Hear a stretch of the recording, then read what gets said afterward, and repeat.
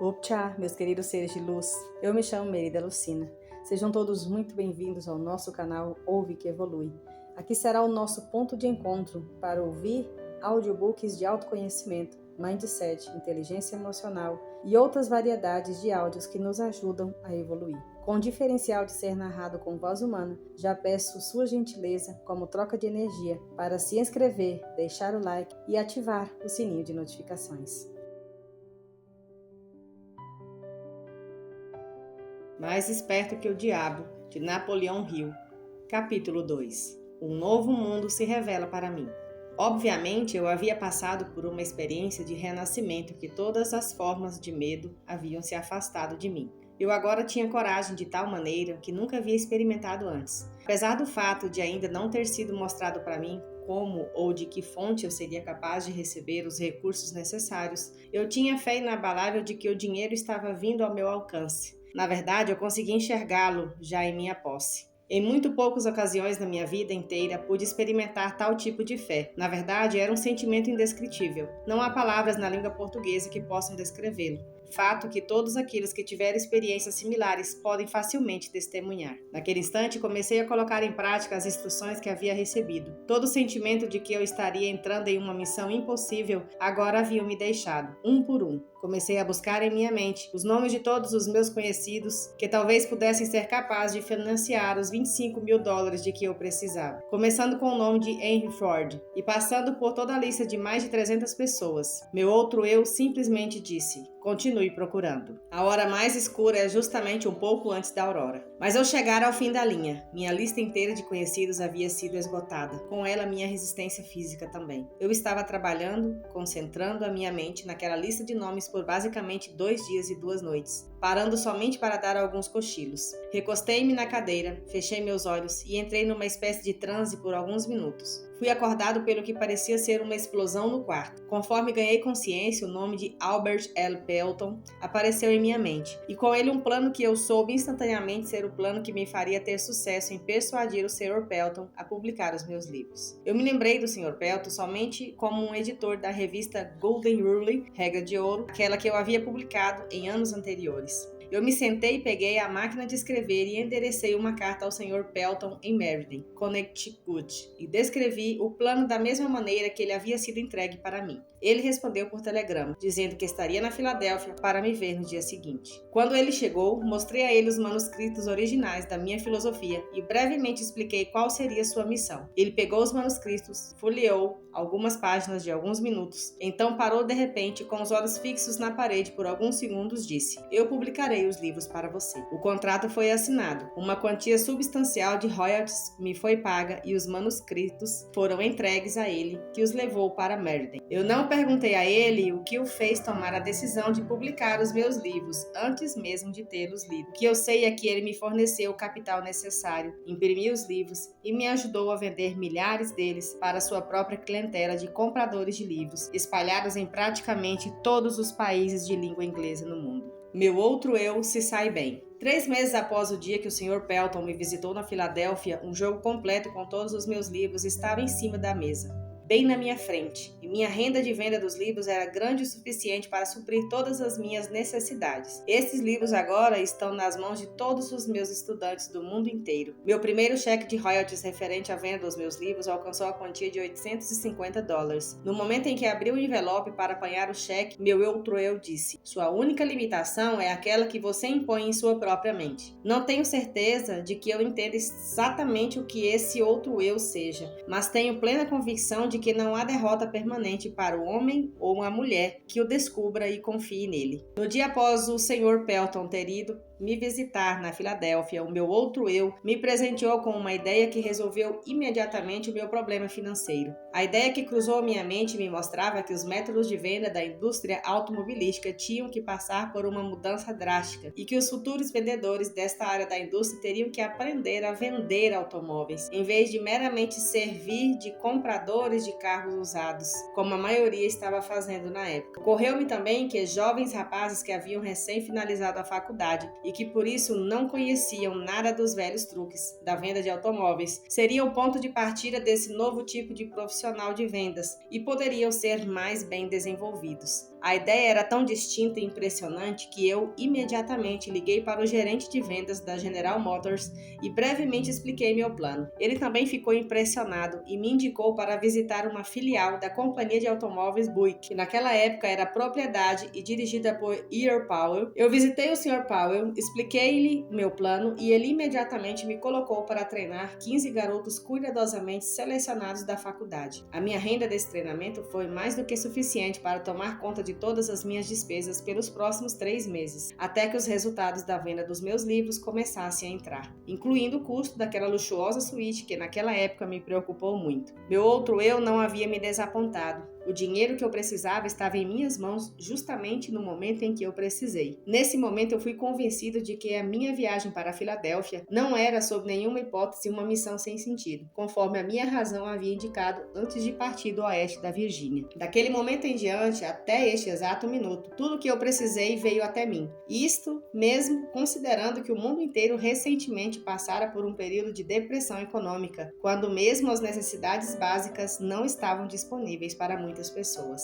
Em alguns momentos, a chegada das coisas materiais das quais eu precisei veio um pouco tarde, mas posso com toda certeza dizer que o meu outro eu sempre me encontrou no cruzamento e, por sua vez, sempre me indicou por qual caminho eu deveria seguir. O outro eu não possui precedentes, não reconhece nenhum tipo de limite e sempre acha um modo de satisfazer os nossos desejos. Ele pode se deparar com derrotas temporárias, mas nunca com fracasso permanente. Tenho certeza disso que estou afirmando quanto ao fato de estar aqui escrevendo estas linhas. Enquanto isso, sinceramente, eu espero que alguns dos milhões de homens e mulheres que foram atingidos pela depressão econômica ou outros dissabores da vida descubram dentro de si mesmos essa estranha entidade que eu chamei de meu outro eu, e que essa descoberta os guie, como me guiou a um intenso e próximo relacionamento com essa fonte de energia que supera obstáculos e resolve todas as dificuldades, em vez de ser derrotada por elas. Há uma grande força a ser descoberta no seu outro eu. Procure com todo o seu ser e você o achará. Fracasso, uma bênção disfarçada. Fiz outra descoberta como resultado dessa apresentação ao meu outro eu, ou seja, há uma solução para cada problema legítimo, não importa quão difícil o problema pareça ser. Também descobri que para cada experiência de derrota temporária, para cada fracasso e cada forma de adversidade, existe a semente de um benefício equivalente. Entenda o que eu quero dizer. Não afirmei que isso seria uma flor desabrochada do sucesso, mas sim a semente pela qual essa flor germinará e crescerá. Para essa regra não há exceções.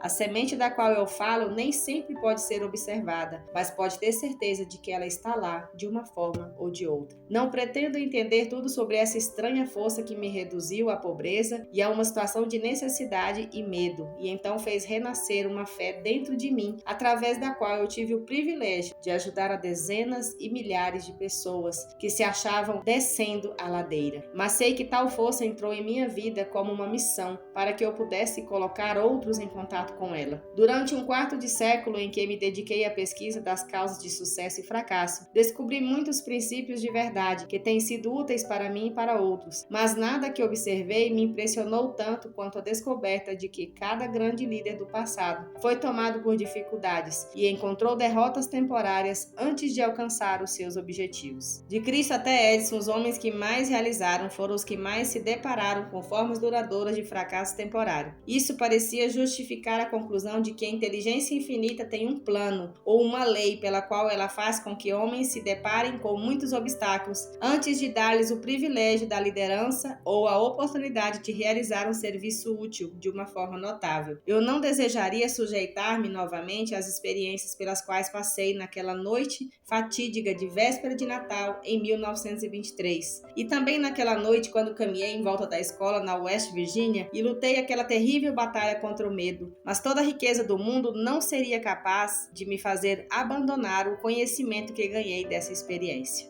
A fé tem um novo significado para mim. Repito que não sei exatamente o que é este outro eu, mas sei o suficiente para me apoiar nele com um espírito de absoluta fé em tempos de necessidade, quando a razão da minha mente parece inadequada para suprir as minhas necessidades. A depressão econômica que começou em 1929 trouxe miséria para milhões de pessoas, mas não devemos esquecer que a experiência também trouxe muitas bênçãos, a começar pelo conhecimento de que há algo infinitamente pior do que ser forçado a trabalhar, que é ser forçado a não trabalhar. De certa forma, essa depressão foi mais uma bênção do que uma maldição, se analisada à luz das mudanças que trouxe para as mentes de todos que foram afetados por ela. O mesmo é verdadeiro para cada experiência que altera os hábitos dos homens e os força a olhar para o seu interior, para a solução dos seus problemas. O tempo que passei em reclusão na West Virginia foi, sem sombra de dúvidas, a mais severa das punições da minha vida, mas a experiência trouxe bênçãos na forma de conhecimentos de que eu precisava e que, de certa forma, mais do que compensaram o sofrimento. Estes dois resultados, o sofrimento e o conhecimento ganho dele, foram inevitáveis. A lei da compensação, a qual Ralph Waldo Emerson tão claramente definiu, fez esse resultado um tanto quanto natural e necessário. O que o futuro pode guardar para mim na forma de desapontamentos, através de derrotas temporárias, com certeza eu não tenho meios de saber. Mas sei, contudo, que nenhuma experiência do futuro pode possivelmente me atingir tão profundamente quanto aquelas do passado, porque agora eu tenho acesso ao meu outro eu. Desde que este outro eu tomou conta de mim, venho tendo acesso a um tipo de conhecimento que, por certo, não teria descoberto enquanto a minha antiga entidade, chamada medo, estava no controle. Aprendi que todos aqueles que se deparam com dificuldades que parecem insolúveis podem resolvê-las e, ainda melhor, lidar com elas, se estiverem dispostos a esquecer suas próprias dificuldades e partir para ajudar outras pessoas que porventura estejam passando por dificuldades maiores. O valor de dar antes de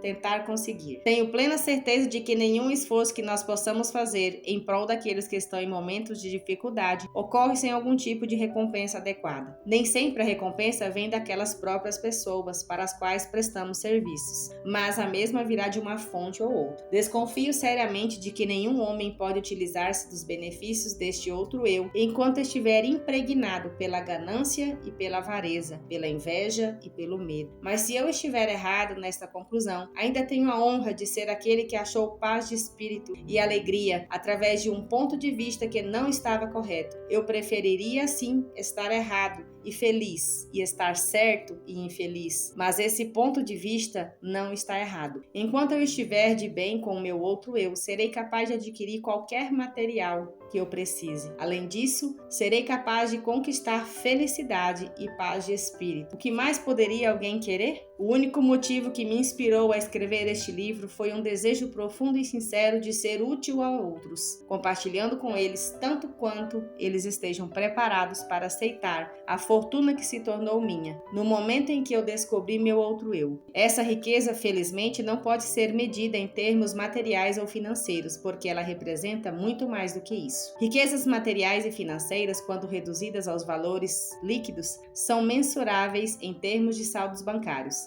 Saldos bancários não são mais fortes do que bancos. Esta outra forma de riqueza da qual falo é mensurável, não somente em termos de paz de espírito e contentamento, mas da mesma forma como é manifestada naqueles que são adeptos da oração. Quando rezo, meu outro eu ensinou-me a concentrar-me nos meus objetivos e a esquecer do plano que deve ser atingido. Não estou sugerindo que objetos materiais devam ser adquiridos sem planos. O que eu estou dizendo é que o poder que transforma os pensamentos e desejos em realidade tem a sua fonte na infinita inteligência, que por sua vez conhece mais sobre os planos do que quem está fazendo a oração. Colocando o caso de outra forma, não seria mais inteligente quando em oração confiar na mente universal para nos entregar o plano que melhor se adapte à realização do objetivo de nossa oração? Minha experiência com a oração me ensinou que tudo aquilo que resulta de uma oração é um plano que é adequado e adaptado para atingimento do objetivo da oração, através de um meio natural e material. O plano deve ser transmutado através de uma ação de alto esforço. Eu não conheço nada a respeito de qualquer tipo de oração que possa funcionar favoravelmente em uma mente dominada, mesmo que em menor grau, pelo medo. Um novo meio de orar. Desde que me tornei íntimo do meu outro eu, minha forma de orar modificou-se. Eu costumava rezar somente quando encarava dificuldades. Agora eu rezo antes da dificuldade, quando possível. Eu agora rezo não mais pelos bens e pelas grandes bênçãos deste mundo, mas para ser merecedor de tudo que já possuo. Acho que este meio de orar é melhor do que o antigo. A inteligência infinita parece não ficar ofendida quando rendo graças e mostro que sou grato por todas as bênçãos que coroaram meus esforços. Fiquei maravilhado quando primeiro tentei este plano de oferecer uma oração de agradecimento por tudo que eu já possuía, pois assim descobri a vasta riqueza de que já dispunha e não apreciava. Por exemplo, descobri que eu tinha um corpo maravilhoso que nunca havia sido seriamente danificado pela doença. Eu contava com uma mente razoavelmente bem equilibrada. Tinha uma imaginação criativa com a qual eu poderia prestar um serviço muito útil para um grande número de pessoas. Eu era abençoado com toda a liberdade que desejava, tanto de corpo quanto de mente. Nutria um desejo ardente de ajudar outros que não tinham a mesma sorte. Descobri que a felicidade, o maior de todos os objetivos do ser humano, era minha de qualquer maneira, com depressão econômica ou sem depressão econômica. Por último, eu descobri que eu tinha o privilégio de me aproximar da inteligência infinita, tanto com o intuito de agradecer pelo que eu possuía e por iluminar e direcionar meu caminho, quanto para pedir mais bênçãos.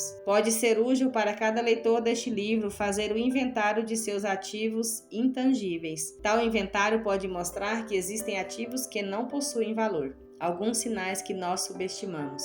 O mundo inteiro está passando por um momento de mudanças de tamanhas proporções que milhões de pessoas estão em estado constante de pânico, trazendo junto consigo preocupações, dúvidas, indecisões e principalmente medo. Parece-me que agora é o momento certo para todos aqueles que por alguma razão encontram-se naquele cruzamento da dúvida ou da incerteza, para que conheçam e se tornem íntimos de seus outros eus. Todos os que desejarem realizar tal tarefa acharão útil tirar uma lição da natureza. A observação mostrará que as estrelas eternas brilham todas as noites nos seus devidos lugares, que o sol continua mandando seus raios de luz e calor, provendo a mãe natureza com abundância de comida e energia, que a água continua a correr da sua nascente na montanha, que os pássaros e os animais selvagens da floresta recebem condições adequadas e satisfatórias de alimento, que após um dia de trabalho vem a noite para descansarmos, que após o movimentado verão vem o inverno de calmaria, que as gerações vêm e vão exatamente como faziam antes da crise de 1929 chegar, que na verdade somente as mentes dos homens deixaram de funcionar normalmente. E isso porque os homens preencheram suas mentes com medo. A observação desses simples fatos da vida cotidiana pode ser muito útil como ponto de partida para todos aqueles que desejam suplantar o medo pela fé. Não sou um profeta, mas posso, sem falsa modéstia, predizer que todo indivíduo tem o poder de mudar o seu estado material ou financeiro, mas primeiro ele ou ela tem que mudar a natureza das suas crenças. Não confunda a palavra crença com a palavra desejo. As duas não são a mesma coisa. Todo mundo é capaz de desejar vantagens financeiras, materiais ou espirituais, mas o elemento fé é a única força verdadeira pela qual um desejo pode ser transformado em uma crença. E por sua vez, a crença transmuta-se em realidade. E é exatamente nesse ponto o momento mais apropriado para chamar atenção para o real benefício que qualquer um pode experimentar, simplesmente usando de forma deliberada a sua fé focada em qualquer forma de desejo construtivo. A mente age sempre de acordo com nossos desejos mais profundos e dominantes. Não há escapatória desse fato. Isso é literalmente um fato. Tenha muito cuidado com o que você deseja de coração, porque, por certo, será seu. A fé é o começo de toda grande realização. Se Thomas Edison estivesse parado, simplesmente desejando conhecer o segredo pelo qual a energia elétrica fazia com que a lâmpada incandescente acendesse, toda a conveniência que as suas descobertas trouxeram para a civilização teria permanecido como segredos da natureza. Ele encontrou-se com o fracasso temporário por mais de 10.000 vezes, antes de finalmente conseguir arrancar esse segredo da natureza, até que finalmente ela cedeu para ele porque ele acreditou que conseguiria e, mais importante ainda, continuou tentando até que conseguiu a resposta. Edison descobriu mais dos segredos da natureza. Eles teriam sido chamados de milagres em um período anterior, no campo da física, do que qualquer outro homem que já viveu. E isso porque ele ficou íntimo do seu outro eu. Eu ouvi isso da boca do próprio Edison, mas mesmo que eu não tivesse ouvido, as suas realizações por si mesmas revelaram esse segredo. Nada dentro da razão é impossível para o homem ou a mulher que acredita e confia no seu outro eu. Tudo em que o homem ou a mulher acreditar ser verdadeiro, a partir daquele instante começa a se tornar verdadeiro. Uma oração é uma expressão do pensamento. Algumas vezes expresso em palavras audíveis e outras vezes expresso silenciosamente. Observei por experiência própria que uma oração silenciosa é tão eficaz quanto uma oração expressa em palavras. Observei também que o estado de espírito de quem está rezando é o fator determinante para a oração funcionar ou não. Minha concepção do outro eu que tenho tentado descrever é que ele simboliza meramente um novo modo de se chegar à inteligência infinita, um modo pelo qual se pode controlar e direcionar o simples processo de combinar a fé com os pensamentos. Isso é somente outra maneira de dizer que agora tenho mais fé no poder da oração. O estado de espírito conhecido como fé aparentemente abre o reino para um sexto sentido, através do qual se pode comunicar com fontes de poder e informação que ultrapassam e muito os nossos 5 sentidos. O desenvolvimento desse sexto sentido vem sempre para a sua ajuda, e ele é na verdade uma estranha força que, para assumir, é um anjo da guarda que pode abrir para você, sempre que quiser, a porta para o templo da sabedoria. O sexto sentido é a experiência mais próxima a que já cheguei de algo que se pode chamar de milagre. E ele aparece dessa forma talvez porque eu não entendo exatamente o método pelo qual esse princípio funciona. O que eu realmente sei é que existe uma força ou uma causa central primeira ou uma inteligência que permeia cada átomo da matéria e faz parte de cada unidade de energia perceptível pelo homem. Que essa infinita inteligência converte ramos em árvores, faz com que a água escorra dos montes em resposta à lei da gravidade, faz a noite após o dia, o inverno após o verão, cada um mantendo seu próprio lugar e funcionando de forma harmoniosa, bem como o relacionamento entre si. Essa inteligência ajuda a transformar desejos em formas concretas ou materiais. Tenho esse conhecimento porque eu experimentei. Por muitos anos venho mantendo o hábito de fazer o inventário de toda a minha vida pessoal, uma vez por ano, com o objetivo de determinar quanto de minhas fraquezas consegui ultrapassar ou eliminar, também para calcular quanto progresso, se é que tive algum, fiz durante o ano.